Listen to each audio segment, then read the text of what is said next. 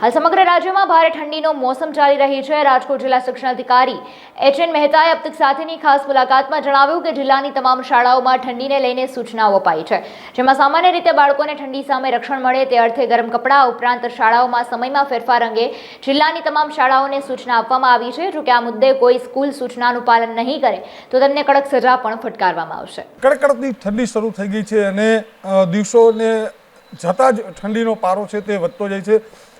વહેલી સવારથી જે સ્કૂલો શરૂ થઈ જતી હોય છે તેને લઈને જિલ્લા શિક્ષણ અધિકારી છે આપણી સાથે, તેમની સાથે જ વાત કરીશું। બેન, અત્યારે ઠંડીનો પારો વધતો જાય છે, શું છે પરિસ્થિતિ? સ્કૂલને કઈ રીતની સૂચનાઓ આપવામાં આવે છે, શું સજેશન કરવામાં આવે છે? હાલની ઠંડીની પરિસ્થિતિને ધ્યાને રાખીને આપણે વિદ્યાર્થીઓને ઠંડી સામે રક્ષણ મળી રહે તે માટે સરકારશ્રી તરફથી મળેલી સૂચના અન્વયે ગરમ વસ્ત્રો પહેરવા બાબતની સૂચનાઓ પરિપત્રિત કરી આપેલી છે અને સમય જોઈએ જેમ જેમ હવામાન વિભાગમાંથી, કલેક્ટર ઓફિસમાંથી અથવા તો અન્ય કોઈ સરકારી સૂચના મળે તે સૂચનાનું આપણે સંપૂર્ણ ચુસ્તપણે પાલન કરવાનું એક પરિપત્ર પણ કરી આપીશું। વહેલી સવારથી સ્કૂલો શરૂ થઈ જતી હોય છે, સ્કૂલ વાનો પણ વહેલી સવારથી નીકળી જતો હોય છે। શિયાળુ સિઝન છે એટલે અંધારાનો સમય પણ હોય ને વહેલી સવારે ઠંડી પણ વધારે લાગતી હોય, તેના માટે કેવા નિર્ણયો?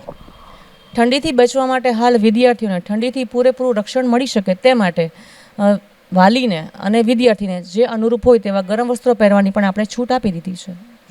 ચોક્કસથી અત્યારે જે પરિસ્થિતિ નિર્માણ થઈ રહી છે ઠંડીની દિન પ્રતિદિન, પરંતુ ક્યાંક સમય જતાં ગયા વર્ષે પણ ક્યાંક સરકારે એવા નિર્ણયો કર્યા હતા કે અડધી કલાકથી પોણી કલાક સુધીના જે શાળાના સમયો છે તે ડિલે કરવામાં આવ્યા હતા।